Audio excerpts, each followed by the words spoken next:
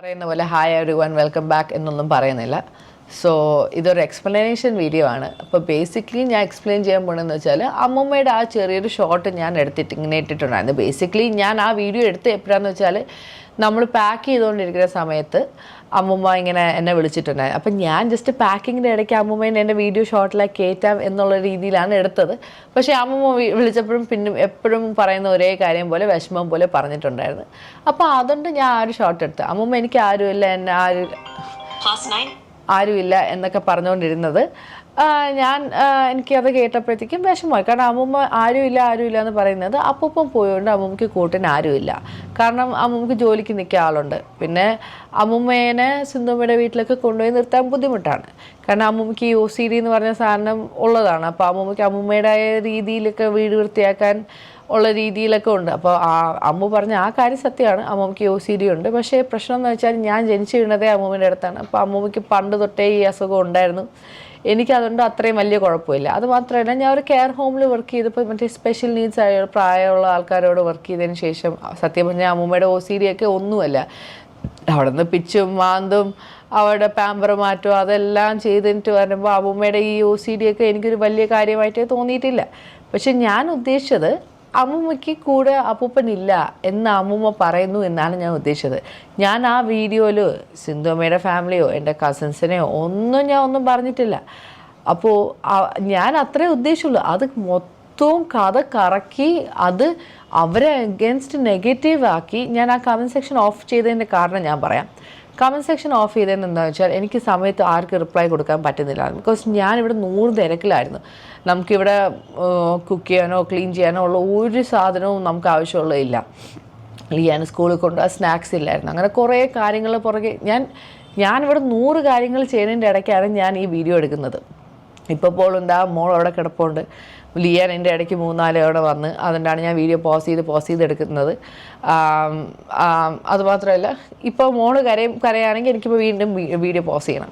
So എന്തായാലും എനിക്ക് പറയാനുള്ളതെന്ന് എക്സ്പ്ലനേഷൻ ഞാൻ അവരാരും കുറ്റപ്പെടുത്തിയതല്ല. അതുമാത്രമല്ല, അമ്മൂമ്മ അപ്പൂപ്പ മരിച്ചതിന് ശേഷം ഒരു വീഡിയോസിലും ഇല്ലായിരുന്നു. ഓൾറെഡി അതൊരു വാർത്തയായി വരുമായിരുന്നു. അത് ഞാൻ പ്രതീക്ഷിച്ചില്ല അത് ഇത്രയും വലിയ ഒരു കുത്തിത്തിരിപ്പായിരിക്കുമെന്ന്. ഞാൻ ആകെ പറഞ്ഞത് അമ്മൂമ്മയ്ക്ക് ആരുമില്ല എന്ന് പറഞ്ഞുള്ള വിഷമം പറഞ്ഞ് എന്നെ ടെൻഷനാക്കി. അപ്പൂപ്പനും മരിച്ച്. പിന്നെ അതിനുശേഷം ഞാൻ ഇപ്പോൾ ഇതിടാം. അമ്മൂമ്മ ഇതേപോലെ സ്കാനും കാര്യങ്ങളും അയച്ചിട്ട് എന്നെ വിഷമിപ്പിക്കുമായിരുന്നു. അപ്പോൾ അത് കാണുമ്പോൾ ഒന്നാമത് ഞാൻ ഡെലിവറിയും കഴിഞ്ഞ് നിൽക്കുക. പ്രഗ്നൻസി ടൈമിലും എനിക്കിത് ഭയങ്കര സ്ട്രെസ്സായിരുന്നു. അമ്മൂമ്മ ഇങ്ങനെ പറയുന്നത് കേൾക്കുമ്പോൾ എനിക്ക് ഭയങ്കര വിഷമമായിരുന്നു. കാരണം എന്നെ നോക്കി വളർത്തിയവരവരാണ്. അപ്പോൾ അമ്മൂമ്മയും സിന്ധുമ്മയുടെ ഫാമിലിയും തമ്മിൽ ഭയങ്കര പ്രശ്നങ്ങളാണ്. അതിന് എനിക്കൊന്നും ചെയ്യാൻ പറ്റത്തില്ല.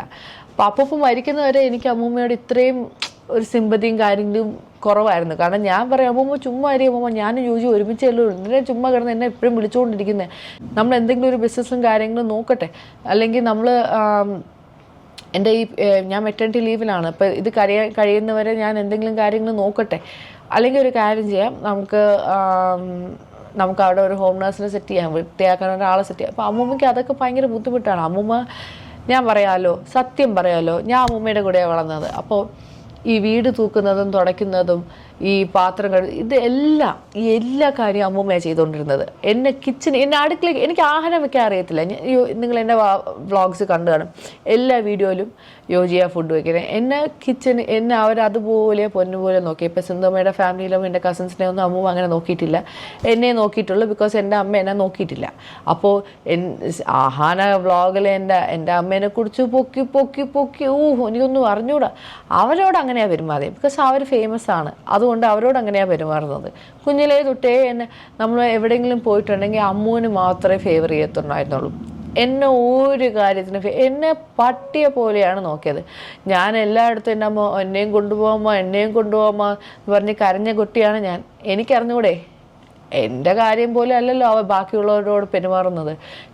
എത്രയോ പേര് ഞാൻ ക്യാൻറ്റീനിൽ കണ്ടിട്ടുണ്ട് കല്യാണം കഴിഞ്ഞവർ. ആ കല്യാണം കഴിഞ്ഞവർ എന്ന് വെച്ചാൽ അവരുടെ കൊച്ചുങ്ങൾ 3 ഇപ്പം ഞാൻ സ്റ്റെപ്പ് കൊച്ചായിട്ട് വന്നാൽ പോലും ഞാൻ അവരെൻ്റെ സ്റ്റെപ്പ് ബ്രദേഴ്സ് ആണെങ്കിലും they are still my siblings. അവരെ നോക്കണ പോലെയല്ലേ എന്നെ നോക്കേണ്ടത്.